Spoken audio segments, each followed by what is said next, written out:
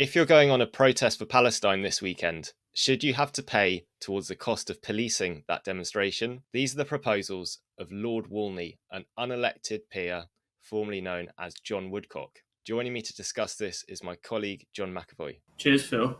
Yeah, well, these are quite outrageous proposals, aren't they? That Palestine protesters should contribute to policing, that Starmer and Sunak should encourage MPs not to engage with the Palestine Solidarity Campaign at all. But these are, as you say, the proposals, the recommendations, actually, of the UK government's supposedly independent advisor on political violence and disruption, and that is John Woodcock. Now, Woodcock was an MP for Barrow between 2010 and 2019. And just 1 year after he became an MP, he became the chair of the Labour Friends of Israel, the pro-Israel lobby organisation. And the same year, he visited Israel on a parliamentary delegation with Labour Friends of Israel. And which was funded by Labour Friends of Israel. It was funded by the Israeli Foreign Ministry of Foreign Affairs. So, shortly after becoming an MP, he's already working with the Israel lobby. And what I found was that while he's been preparing to deliver this report, which really focuses on the Palestine protests in Britain, he's also been funded by another pro-Israel lobby organisation called Elnet.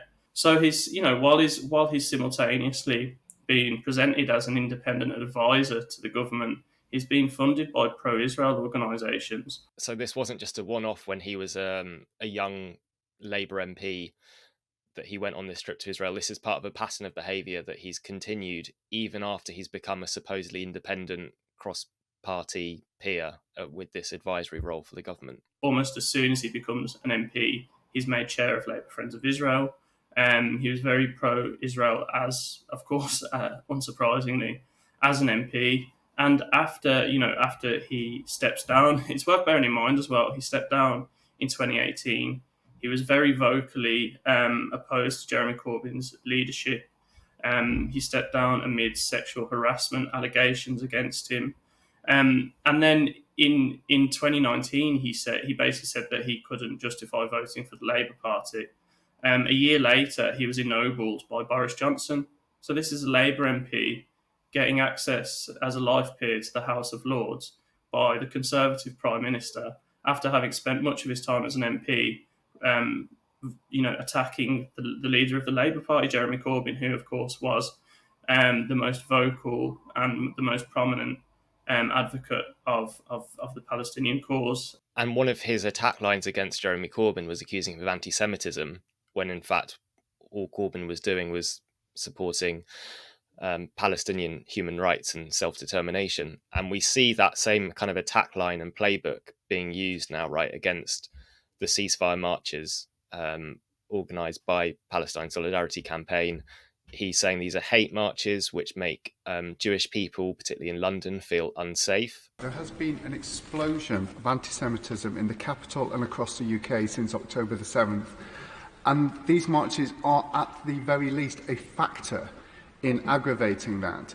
Is there not a case for re-examining what the bar is for asking for these marches to be banned, so that the cumulative effect on the Jewish community, on many members of the Jewish community, can properly be taken into account? And that's the narrative that he's pushing, which is so obviously false. I mean, any journalist who just watches one of these marches, looks at footage from it, can see that this is, a clear falsehood. There are thousands of Jewish people going on these marches. And so, again, this is the playbook, isn't it, that they used against Jeremy Corbyn. It's now being used to smear an entire hundreds of thousands of people going on these marches, which are calling for peace. He is inverting that and calling them hate marches. He was right at the start of the curve of calling for these things, and now he's using his position as the government's independent advisor on political violence to kind of grandstand and promote these claims through this report that he's supposed to be working on. The fundamental problem is that the Conservative government at the moment, it wants to crack down on these Palestine protests. Is very exposed. It knows that the vast majority of the public supports ceasefire. And so it's basically getting a supposedly independent report that's going to justify many of the measures that it wants to do anyway. And John Woodcock is, is his report shouldn't be taken seriously in any normal with any normal government. It would be thrown out. There's obvious conflicts of interest here, given his association with the Israel lobby. John, another thing in your excellent article you wrote for us is you pointed out that John Woodcock has also gone on paid-for trips to Saudi Arabia, paid for by the Saudi authorities themselves, who are by no means a democracy. And some of the, I think both those trips, correct me if I'm wrong, were during Saudi Arabia's bombardment of Yemen, in which horrific war crimes were committed against civilians, and the country was left on the brink of famine. Isn't this just another indication that John Woodcock is completely the wrong person to be advising the government on how to protect democracy when he is so willing to rub shoulders with a dictatorship like Saudi Arabia? Yeah, absolutely. So as I mentioned in the article, he went on two trips as an MP to Saudi Arabia, both of which were funded by the Saudi dictatorship, to the tune of, I think, above £14,000, which is, even in political donations, this is quite a significant amount of money. And as you say, this was during Saudi's brutal bombing campaign against Yemen, which was provoking the worst humanitarian crisis in the world, with many millions of Yemenis on the brink of starvation. So, what makes this even more laughable was that John Woodcock's original title was the Special Envoy to the Government on Extremism. Now, someone who has been funded by the Saudi dictatorship to talk about political extremism is, in the realm of the absurd.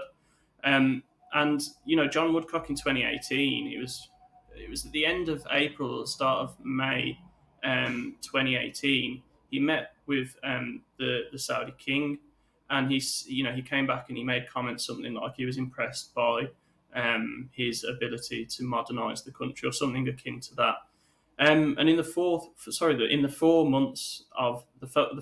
months of that year, the Saudi dictatorship had authorised, I think, 50 beheadings, over half of which were for non-violent crimes.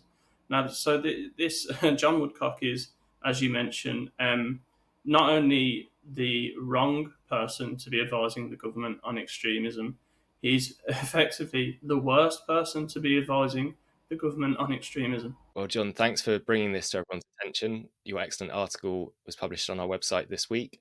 If people haven't already subscribed to our YouTube channel, please do so below. You can also support Declassified's journalism from as little as £3 a month. Thanks for watching.